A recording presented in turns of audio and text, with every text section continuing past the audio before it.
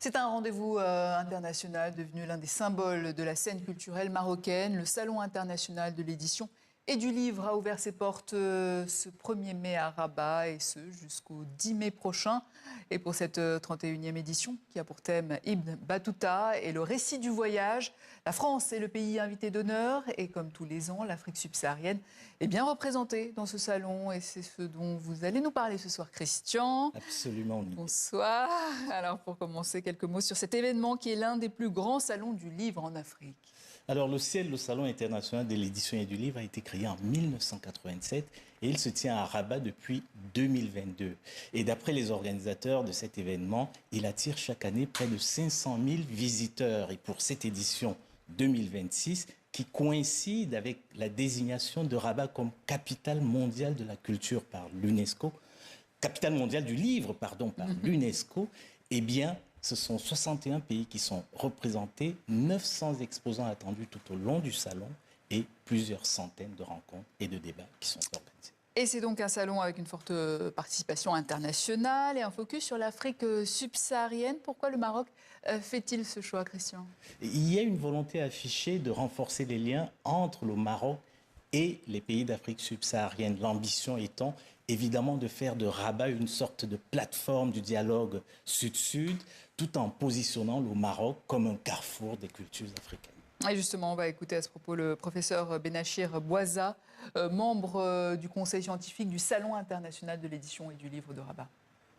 Le Salon du livre, comme d'autres événements culturels organisés au Maroc, n'est-ce pas, est une contribution à la réponse à la question « qu'est-ce que l'Afrique ?» Mais qu'est-ce que l'Afrique? Ben justement, nous tentons ici, à partir de ce Salon du livre, n'est-ce pas, de consacrer des éléments de réponse, version marocaine, à cette question de qu'est-ce que l'Afrique. Si le Maroc construit des ponts divers et variés, destinés à articuler sa culture autour et sur les différentes cultures constitutives du paysage culturel africain et panafricain, c'est parce que le Maroc est très anciennement situé en Afrique et il parle à partir de l'Afrique et il parle l'Afrique.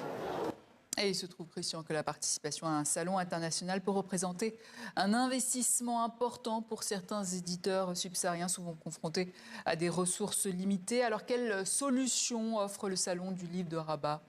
Eh bien, le Salon international de l'édition et du livre de Rabat prend en charge l'ensemble des coûts logistiques liés à la présence de ces éditeurs sur place au Maroc. Ils peuvent comme ça bénéficier d'une sorte de vitrine internationale pour présenter leur production. Et je vous propose justement d'écouter deux de ces éditeurs présents cette année à Rabat au Maroc. On les écoute. Cette invitation est des plus stratégiques pour nous en termes de positionnement et en termes de recherche de partenaires et aussi dans la vente de livres. C'est la deuxième fois que nous venions donc à ce salon et ça représente une visibilité pour nos auteurs.